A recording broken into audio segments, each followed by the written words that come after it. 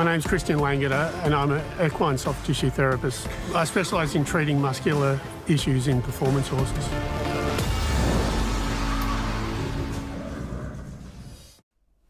Thanks, Drew. Hey, hi, Christian here. We're going to try something interesting. We've decided to do a video podcast, Langeder Equine show thing. I get so many questions every week about, things about my videos, like you can see here. And so what we're going to do is I'm going to just break these things down a little bit, and anything that comes up that I can see, or questions that come up, look, it's going to morph into who knows what down the track. But this is the first one. It's going to be a mess. We're just going to go for it, and we're going to go through a few videos. I'm going to check out what I see, what I hear. I'm going to break it down a little. We have a new a new email. The email will be around here somewhere. And so if you have any questions, or you want to add anything, or if you want to just tell us this is a stupid idea. Well, anyway, let's give it a crack. And we're just going to see how we go. I've got Drew the Viking looking after me, and my brother Heinz is here, and obviously Putchi's going, come on, don't mess it up. Anyway, let's have a look. We're just going to go through some TikToks. And anything that comes up, we're just going to wing it and see what happens. How's that, Drew? Good? Here. And I'm going to look at the camera when I'm not looking over here. Anyway. Right. Are we going? All right. We're ready to go? Yeah. Cool. We don't know how this is going to work. We're with Trevor Andrews, and this is Serious Princess. Oh, yeah. How good is this? Well done, Drew. He mutes. Who would have thought that? Anyway, pause. This is Serious Princess. Obviously the biggest viewing video that I've had. Excuse me while I grab a cover. Obviously the biggest viewing video I've had. 8.7 million views. With Trevor Andrews. He's a trainer out of Cranbourne. He's one of those little trainers that I really love because he kind of does everything. He does feet, he does when you're a small trainer like that, you just have to be like a all-over handyman. Let's watch it. Yeah, let's go. Monday. So she ran in the city Monday. Now, all the rest of her is good, except we've got these two things, right? And so I've got a whole bunch of videos whereby I show single things. They don't often happen just in singular things. So with her right now, because she really tried, we've got biceps femoris and we've got hamstring back here. You can see that is quite sore. So so it's basically because she tried hard and she used her bum and she was like going hard. So this is the result. So there are a few other things. The thing about hamstring is even though it's sore down here, I always treat it up high. Right, I'm being paused. All right, let's firstly try to work out how many times I say she tried hard. That was probably the most often made comment. The second thing here is, I don't know, look, obviously the hamstring is a big part of the horse. You know what, this was like one of the first real big ones. I don't even know what I'm doing here. Let's just get going. But anyway, so we'll just fix these up. So the first bit's already gone, so you can see that's already different, but we've still got this. So now I'm just going to fix this up. So all I'm doing is tripping out the muscles. For you at home, if you've got horses, or if you're a race trainer or whatever, if you've got horses that do this, you can use a massage gun, use your hands, use whatever. So I want to talk about this. So here are the things that I want to talk to you about. So the things I want to talk to you about are, firstly, obviously, I have a unique way of checking horses. Secondly, I have a very unique way of treating. The biggest things, most important things to me is, firstly, teaching you how to check your horse, teaching the lay people how a professional checks their horse so you've got a much better understanding of what your horse is going through. The amount of emails, etc., that I get of people asking, I have a sore horse, someone's come and had a look at it, it's still sore, I don't know what's going on. I get those emails like all the time. So this is why I started creating these videos. And I'm also like flat chat booked out. I cannot help people. I can only do so much with these two hands. And I didn't want a business whereby I was going to have a lot of therapists. So what I wanted to do was create these videos. So people from middle of Australia to America to, my God, they've been all over the place, understand this better. The key part here for me is and I say it often, don't get hooked up on how I treat. I mean, there's going to be things about it. Obviously going to talk about it, but you can just massage these sore muscles. I'm trying to show you where to massage. So this is the key part to all this stuff. I'm just showing you where the soreness comes from, so you can help yourself or get a therapist. Get a therapist. So now that's gone. That's gone. Oh, a little bit there, but you can see the huge difference. So she's ready to rock again. Yeah, thanks. So I don't know why this one was so popular, but it was. And I don't know why it was so popular, but it was, which has been awesome because I've been on TV in the UK, America, Australia because of it. And so any way that I can spread, like, you know, how to check your horse and create awareness that this sort of stuff even exists is like the whole reason why I even do this stuff. So Serious Princess, she's coming out for the spring this year as well. She's Trevor's got her looking amazing. We'll see what she does. You know what? And obviously she's going to try hard. I guess. So there you go. That's gone. So. Oh, that was quick. We missed that one. How'd that happen? Technical difficulties.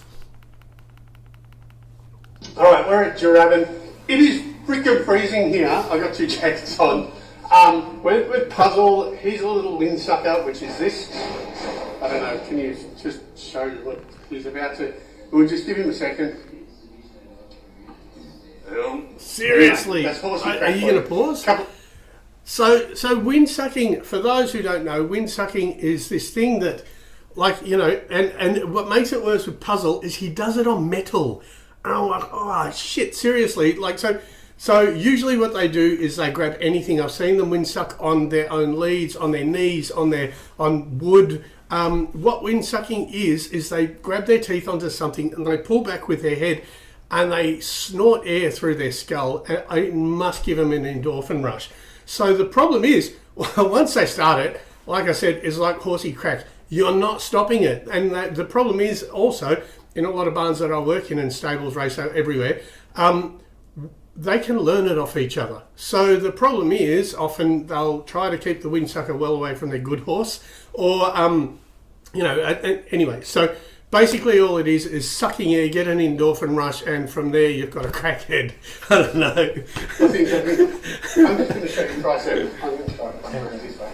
So that's not what it was for. This muscle right here. Just check that on your horse. Now he's going to be a little bit annoyed at me. There's two parts to this tricep. It's either this big one, or there's kind of a sneaky part here. That sneaky part on him is fine. This part is sore right here, you can see. I'm going to treat that with him. I'm going to do another video in a little while about saddle with him. As soon as we're done here, I'll do another one. Good boy. I've been treating Puzzle for probably about 6-7 years, I think. He's a sweetie. He's got a bit of attitude, but he's cute. So anyway, tricep, it's just a front end restriction on your horse.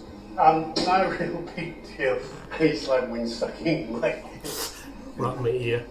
So there you go, that's gone. So that's soft, So the thing I want to point out about this is there are so many different ways of treating a muscle. I mean, again, I'm showing particular muscles so you can isolate what you've got or what you think you might have from what you don't have. But the thing here, this actually shows, excuse me for rubbing my nose, I've got bad sinuses, but this actually shows... Wind sucking. Thanks, mate. Crackard. So what happens is this actually shows how I treat. I want to actually kind of get into a quick thing of how I treat. I'm really osteopathic. It's a cross between bone therapy, osteopathy, trigger point release, Golgi tendon release. Like, it's a mongrel of so many different things. I've been treating for 25 years. So it now looks, because I kind of like amusing myself in my own head, it now looks like magic, right? It looks like I don't do anything. I wanted it to look like that. I wanted it to look like it just because it amuses me, right? The thing is with the way I treat, there are these. I'm going to just be technical for a little second, so bear with me. But what makes a muscle tight is not the muscle usually, unless you have a tear or you have a magnesium deficiency. What makes a muscle tight or dysfunctional they're little springs incorporated in the tendons at each end of the muscle, and they don't realise what they're doing. They go unconscious and they start cranking up, be it from having an injury somewhere else and they kind of compensate, whatever. Anyway, so the way that you can treat that muscle, there are so many different ways. You can rub it, you can flick it, you can hold it in a stretch with your thumb or whatever. Or if you know how to set those off by just touching a muscle, which is what I do. I just use a muscle as a sensory organ for those little springs, and I touch it and I release it. It looks like I do nothing. The other thing that I do is when you see me checking, I'm actually rolling what's called fascia, the connective tissue, and I'm opening it up. For you people though, for anyone that's not a therapist, just use machines. There are so many, or your hands or anything. There are so many different ways of making that muscle get better or come good. That don't worry about how I do it. There's plenty of stuff, and we'll get through that on other shows or poddies or podcasts or whatever. This is the next one. Rick's Cafe. Rick's Cafe. Anyway, look, we're in Mornington. It's a nice day. We're out in the paddock. I just wanted to show you. I often say that it's never the pole because it isn't the pole, right? So we never. It's never the pole. True. So it's never the pole. P-O-L-L. That's up here. It's never the pole. You know what? In 4 months, like every 4 months, I might find a horse that's got a problem in the pole. Every other time, and I see a lot of it, it's usually hyoid TMJ or C2 through the neck. I know there are a lot of people who love the pole. It's their thing. I love telling them that it's not the pole. So let's have a look. You can see this bone here and this one here. This is actually the jaw. So I'm actually going for that part. Now all I'm going to do, and she doesn't like me right now, all I'm going to do is just roll over and just create a little pressure on it. And I'm kind of isolating and stretching the muscle. So I'm finding each little, this is a really sore one, and we're just going to go with this. You're right, sweetie. So all I'm doing is finding the actual muscle, and I'm being really mindful because if you stick your finger in your own jaw, you'll see how much it freaking hurts. So all I'm doing is I'm just going to hold this for a sec. Now I'm going to go through each little bit of it and just back that off. Now what she's going to experience is, like, you know, if Renee's riding her, she's going to find that this one will be like a little bit weird in the bit. I'm going to try to have a look at the other side. I always look at both sides, always treat both. We can kind of mute it as we go or whatever, it's fine. So Renee, Rhiannon, why do I do that? Sorry, Rhiannon. It's Rhiannon Schiffer. Now, I messed it up. This is why this was take 2. I don't know why I've got Renee in my head. She must look like a Renee as opposed to Rhiannon. Anyway, what happened is, obviously, if you got a horse that hangs in or hangs out, what that means is a horse that tries to run straight but tilts its head. Or in dressage, I mostly do racing dressage, polo I love. If you've got a horse that runs straight but tilts its head one way, which is what she was doing, she was tilting her head to the near side, which in America is the left side. We say near and off. Had to get my brain right there. So there's a fan of muscles that go through the jaw, and I was checking those. Now, I wasn't quite sure, like, she was being such an angel, because as I said, if you dig into your jaw, it freaking hurts. And so obviously it was hurting on her. The opposite side, when I checked it, was absolutely fine. And when I said to her on the video, I didn't know, but I said on the video that she probably hangs in, and Rhiannon is going like this. And sorry again. And you can see this side is absolutely fine. And she's already zoning out. And we'll talk about releases in other shows but there is so much to cover. I'm probably trying to cover too much in the first thing. But anyway, we can go back to this. And just have a bit of a muck around. Thanks. Yeah, so the key thing about this is going to the stable, muck around with your horse. Have a look, play around and see what you find. These are what these videos are for. Because if you don't run your hand over your horse, and it actually is really simple once you get your head around it, go and have a look. Play with your horse. You already brush it. If it flinches in particular parts, have a look at what muscle it might be. I mean, obviously I have a website. The website, you know what?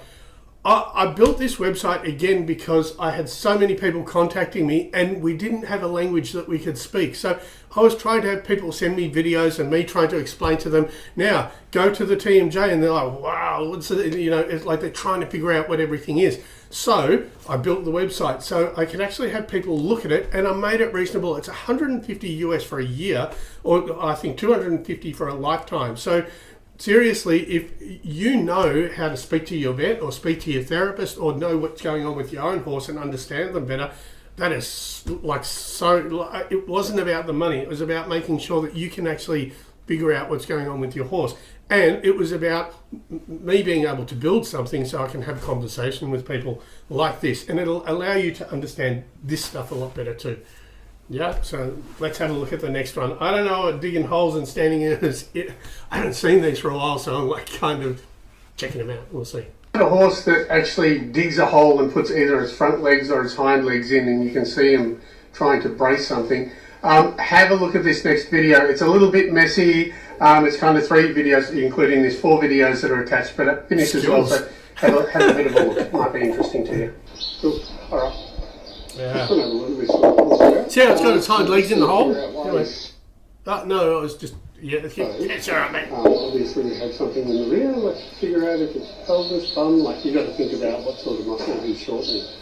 All right, you just saw this little fella. He was standing with his hind legs in a hole. So these are athletes. They're going to hurt themselves, much like footballers, swimmers, like people, sprinters, anything. These are sprinters or runners at least. So what happened is, if you see them sitting with their front or back legs in a hole, think about what muscle they're shortening. So in this case, like, it could have been the lumbar area, medial glute, but in his case, he's got this hamstring on this side. So, excuse me, your L's, so there's a lot of stuff going on. So what he's done, I'm going to just treat it and explain. So I don't often try to figure out what the cause was unless we've got like a reoccurring injury. But these are little things that happen. These guys get treated and get tuned up every time they're working, whatever. Here, they treat them before they race. Let's go. Just mute. Oh, you can keep it going. So this is Greg Urell. Greg Urell is a larger trainer that I like. They are like been amazing supporters of mine, except for Jim Mason and Jim. Look, anyway, Jim. Hi, Jim. Anyway, Jim, who likes to... anyway, that's a whole other show, my God. Anyway, so Jim is a great bloke. So the key thing about this, though, look, Urells, they probably have about 80 horses in work. They rate, like, it's a bigger stable. The key part about this was, firstly, that horses, if they dig holes and stand in them, think about what muscle they're shortening. Like, there's going to be a problem. The other thing is, these horses are looked after, these ones, Urells, are looked after weekly. So they're so well looked after. When we have things like this, we've got to determine if it's just a strain, if there's a tear, or if there's something else that we need to see the vets about. Now, so obviously if there's a tear and we have a real problem, like a real serious issue, or there's something that the vets need to look at, then I'm no help to them. I'm very aware of where I'm helpful and where I'm not. So for you guys checking out muscles, I'm showing you how to deal with muscles that are dysfunctional, right? So, or how to notice tears. I've got videos about tears. Check them out as well. I know there's a lot and you've got to scan through them, but I try to reboot and go over things again. But so if it's just a strain, it's easy to fix. If there's a tear, then obviously we've got a problem. But like I said, in holes, think about if the front's in a hole, then what are they trying to shorten through their neck or whatever? And if they've got their rear in a hole, maybe they're trying to shorten their tricep or their chest up front or the hamstrings in the rear. On that one, it was the hamstrings in the rear. It was only a mild strain, but you know, you'll find horses that dig and do that. Yeah. Yeah. You look confused, Drew. No. Yep. We're on mute. And the horse is already... Okay. We're at Brian McGrath's stable. And anyway, this is Spirit Angel. She looks incredible. These guys have just moved from Cranbourne to... Oh, can we just and the horse mute for a second? Yeah. So this was a video I did the other day. Oh, you can keep it running, Drew. It goes for a while, and this is why I'm happy talking through it. She's got a little bit in the biceps femoris and a lot in the hamstring. You can see that. And I talk about, actually, let's listen to this bit. Sorry, Drew. Sorry. That tail, it's this muscle here. So if I semi-membranosus. Reactive. Now, we're going to have some changes here at this stable. Because they've come from Cranbourne and come to Pakenham, you're going to have some changes. This is just like, there's going to be some tempering. They're going to change shape, change how they work. The tracks are different. Cool, let's mute while it keeps running. I didn't think, I knew this one was going to take a lot of work to get right, and I went back and did this side again. We're going to try to get to the point where I show you the before and after side. Anyway, but the thing about the two things I want to actually, can we pause it for a sec, because I don't want to miss this part. There are a couple of things that I want to point out about this. Is firstly, Brian, who you can see peeking his head around the corner, lovely bloke, like such a nice guy. He's probably working about 30 horses. He was at Cranbourne Racetrack. He's moved to Pakenham Racetrack.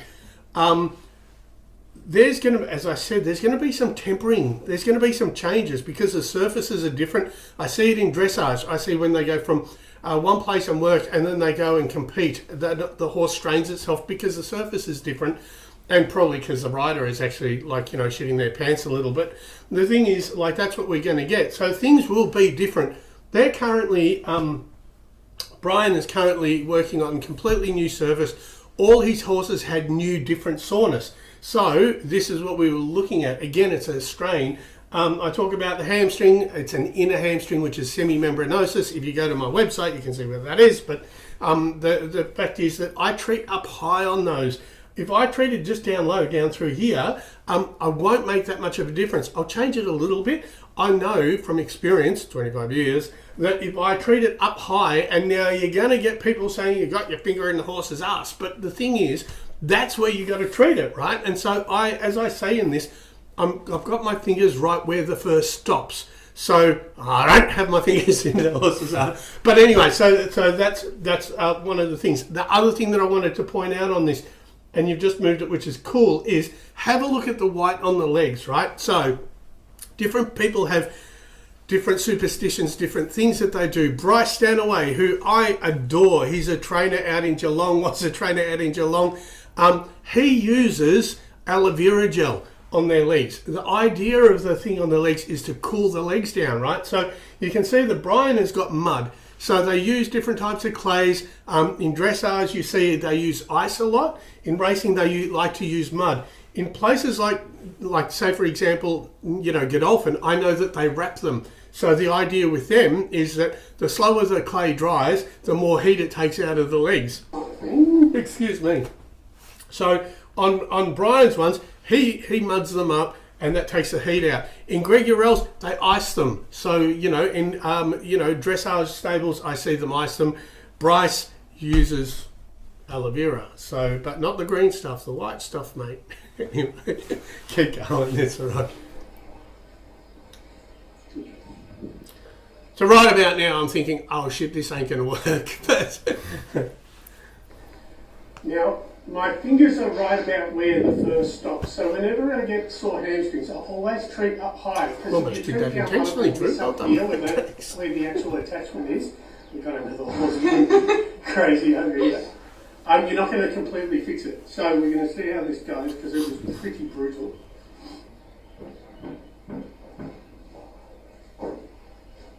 So this goes for a while. I'll just talk over it while it keeps going. It's fine. So this takes a little while.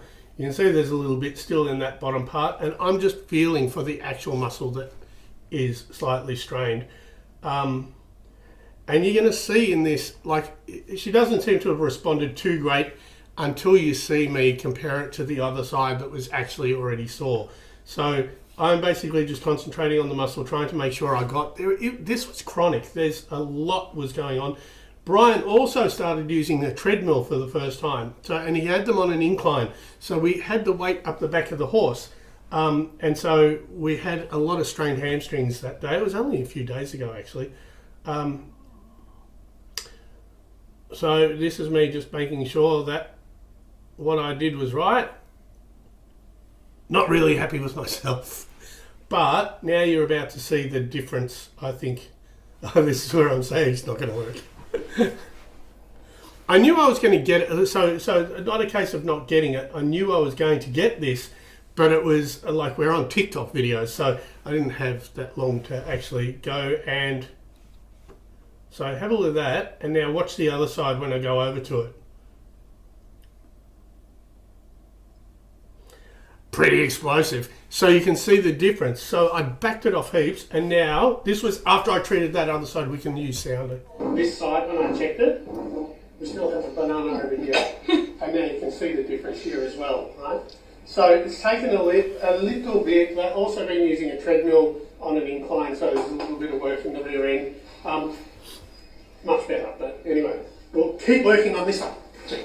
So I went back and worked on the other side, and it softened up just like that. The other thing that, if you see the videos that I do, people often say, well, people don't often, but I notice when people say, why didn't you check it the same before and after, right? And so what happens is, if you've got a really tight muscle, it ridges up. It's like a elastic, well, like a steel bar actually.